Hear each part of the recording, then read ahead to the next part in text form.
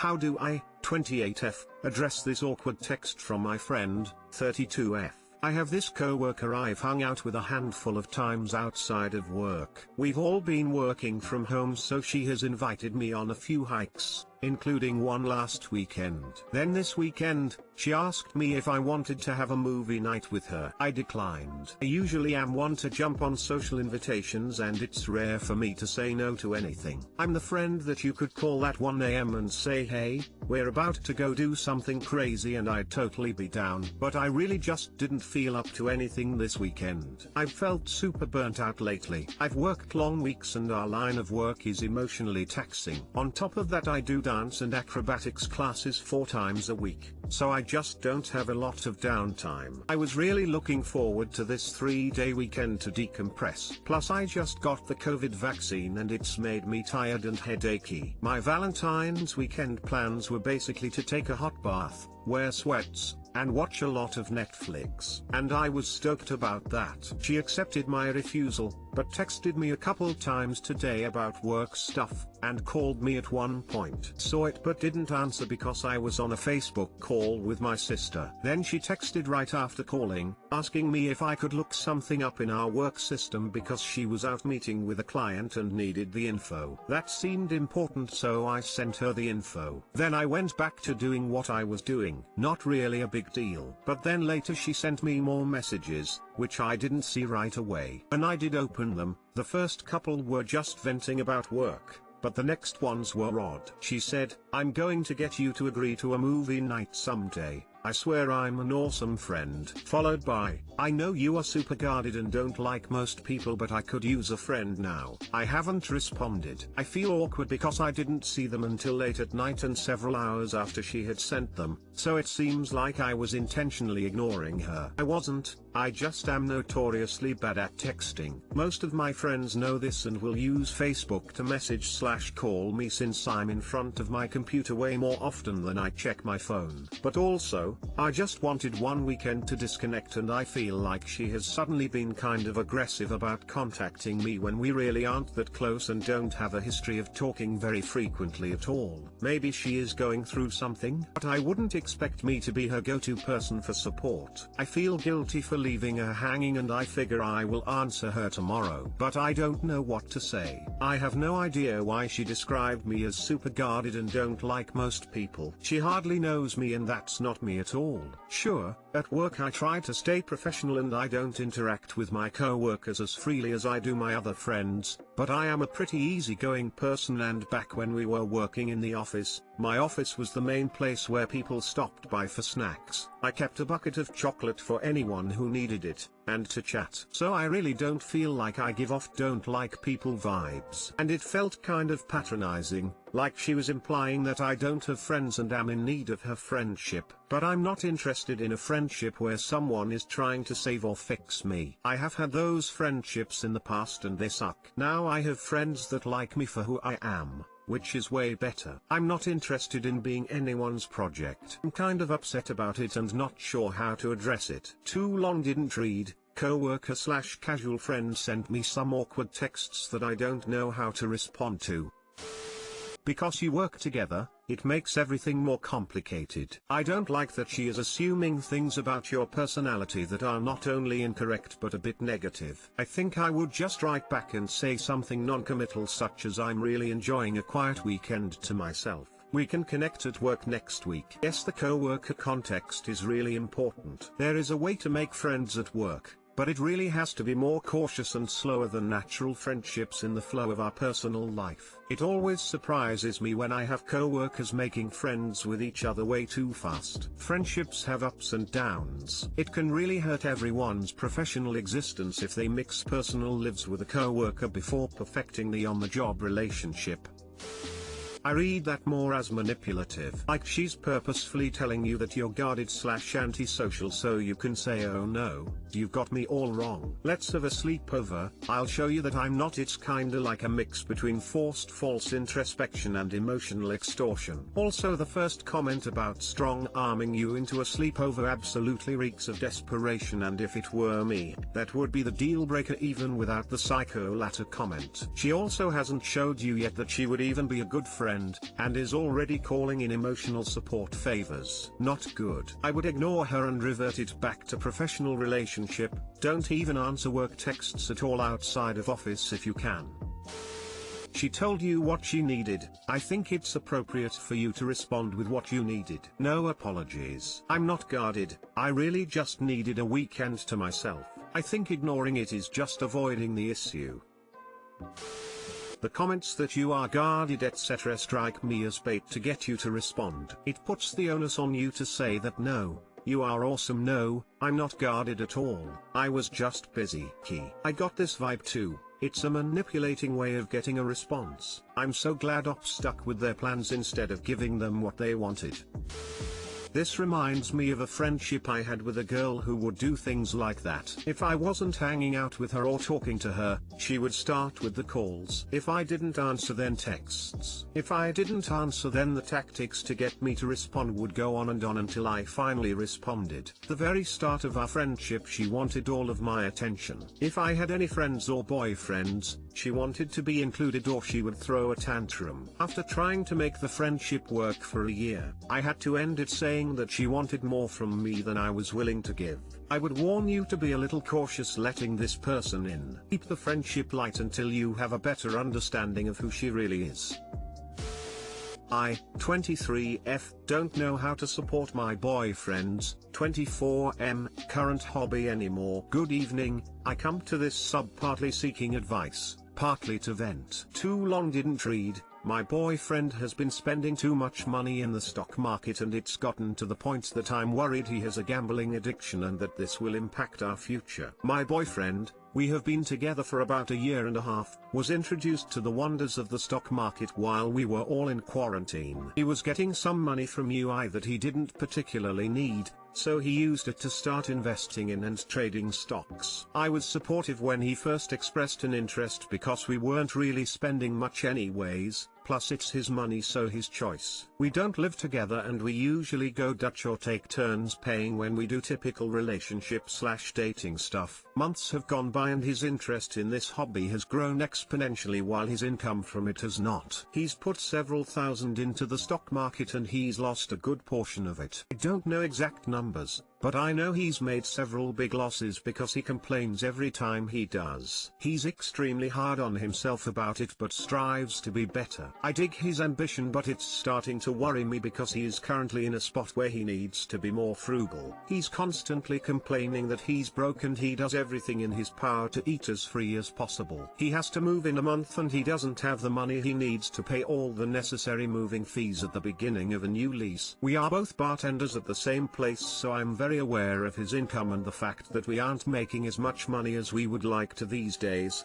as restaurants have been hit hard due to COVID. Just now he's mentioned putting $100 of every paycheck towards this stock-related thing that guarantees a 1000% return or whatever. I told him he should hold off on putting more money into the stock market until he has the money he needs for moving, and maybe after he's done surviving off of just cereal. After I mentioned that, the way he responded tells me he's already started this endeavor, but he's using clever words to not fully admit to this yet. But I know, a girlfriend always knows. Despite being fully aware of his current circumstance, I'm scared that this harmless hobby has turned into a gambling addiction, and I don't know how I can support this when it clearly causes him more harm than good right now. I don't understand why he can't just hold off on investing his money until he has more spendable income. I'm worried this is going to have a heavy impact on our future together. I don't know how to bring this up or what to do. Reddit, help.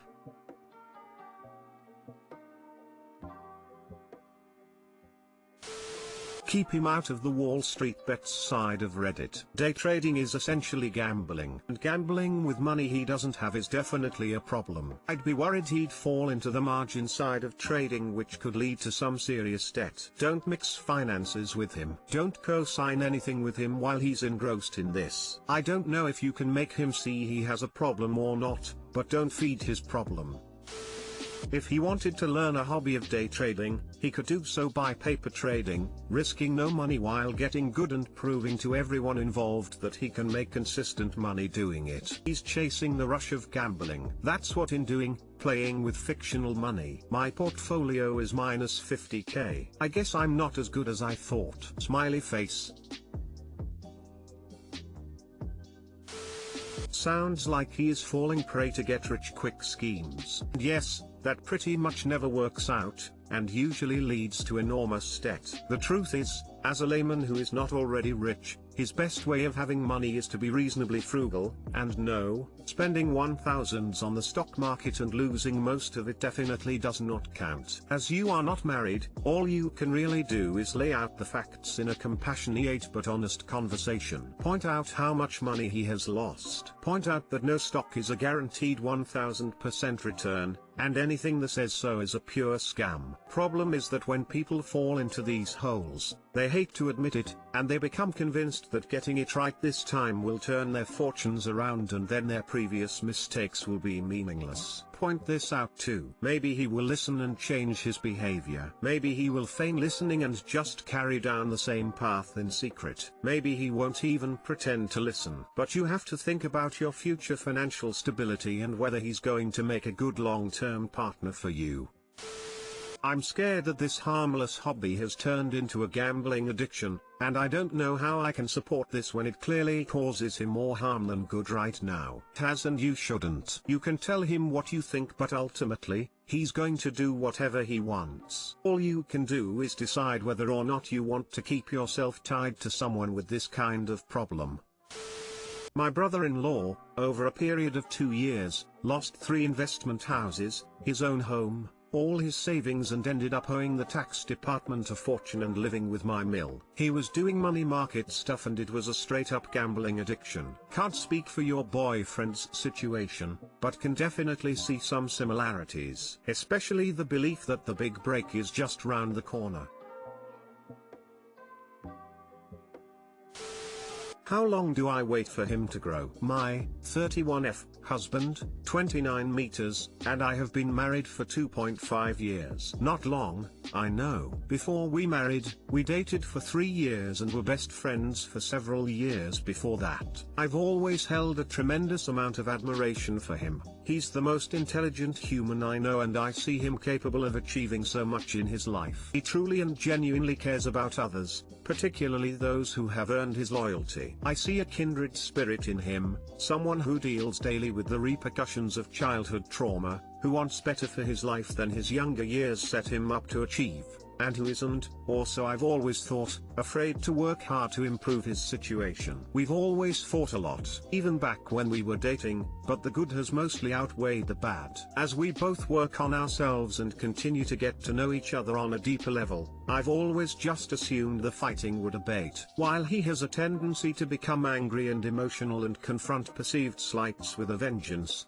I have a tendency to withdraw and wait for emotions to cool before attempting to resolve issues. About a year into our marriage, the fighting had reached a point where I didn't feel safe being in the same space as him. It became physical on occasion. He would stand in my doorway screaming at me about what a worthless piece of I was. I would feel afraid and trapped and try and leave the house, and he would physically restrain me. I would fight back. We were sleeping in separate bedrooms, with me often keeping my door locked to prevent him from bursting in to yell at me and take out his frustrations on me. When he was accepted into a prestigious PhD program in a different state, I opted not to move with him. Instead, I moved back to my hometown to begin my career as a nurse. He agreed that it was the best decision for us both. We would work on ourselves, and when my residency program at my hospital ended, I would move out of state to join him. All this went according to plan, and I followed him out of state last August. For a while, things were okay.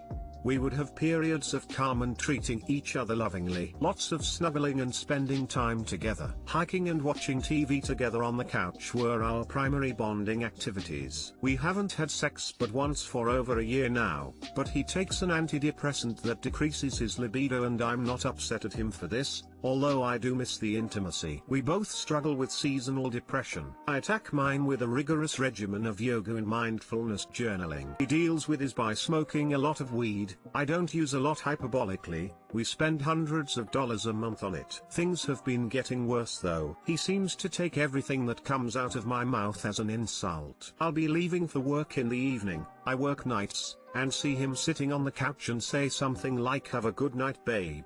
I'm glad you're getting to relax for a little bit," and he'll believe I'm judging him for being lazy. The truth is that he works so incredibly hard at school and I truly am glad he is able to occasionally squeeze in a few hours of YouTube and chill time. Small, benign, perceived slights like this will build up until I have a day off of work and then he'll explode at me. He'll scream at me about how worthless I am. I'm absolutely not. How I hold myself above him because I think I work harder. I don't. I work 48 to 60 hours a week as a nurse to support us while he's in school, but he easily meets or surpasses this with all his schoolwork. How I'm withholding money from him, I'm not. He gets the same amount of money I do and everything extra goes to paying off credit cards. How I don't do anything around the house, I do plenty, but not while I'm in the middle of a work stretch. Which I feel is reasonable, and many other issues he has with me that simply aren't true or real. He'll say "This is how I feel, you need to address the feeling." I'll say, "But the feeling isn't based in reality and I don't know what to do about that." I make every effort to be kind and understanding, but when he starts calling me names, selfish B backslash, F backslash, Inku backslash T, lying A backslash, hole, gaslighter, you name it and he's said it, the only option I see is to remove myself from the situation. I've left to stay at a hotel before after he ripped the blankets off of me when I was trying to sleep after a 5-day stretch of 12-hour shifts at the hospital. He was seeing a therapist up until November, when she became unavailable because of COVID. It seemed to be helping. I saw a therapist back before we both moved, but I have not sought additional treatment because I see myself growing at a rate consistent with what I saw back when I was in therapy, and for myself at least, I don't believe it to be worth the money I was spending on it. I don't know what to do. I don't know how long to wait for this man who I see so much promise in, but seems stuck in his hole of self-hatred and refuses to let me in or believe I care for him. I don't know how much more of myself it is appropriate to extend to someone who is clearly struggling with his burden but does not treat me with respect or create a safe and calm environment for me to coexist with him in. After a paycheck I have the money to move out and create a life for myself, but it would involve leaving him with nothing. I would not be able, and I'm not sure if I should be willing, to support us both in separate households, and it would feel like a repeat of us living apart again, which was clearly not successful. If I leave him, it would have to be for good. I'm not willing to waste more of my life waiting for him to see me as an equal with a valid perspective and needs. If I leave, it will be to move on with my life without him in it. Too long didn't read. I'm not getting what I need out of my relationship because of my husband's extended emotional crisis, and my husband has been verbally abusive to me frequently. I don't know how long it is appropriate to wait for him to overcome the demons he's currently battling before moving on with my life. Edit. Thank you all so much. I can't believe I've been so stupid. The time to stop waiting for him to grow was before we got married. I informed him of impending divorce 1.5 hours ago, 10 a.m. He began throwing things at me and screaming at the top of his lungs. What struck me most was that it didn't even frighten me because he's done it so many times before. I have an Airbnb lined up for the next 2 weeks while I find an apartment. We'll contact a lawyer tomorrow. I'll stay in this trash town that I moved to for him for a year while I save for an out-of-state move and continue paying down my debt.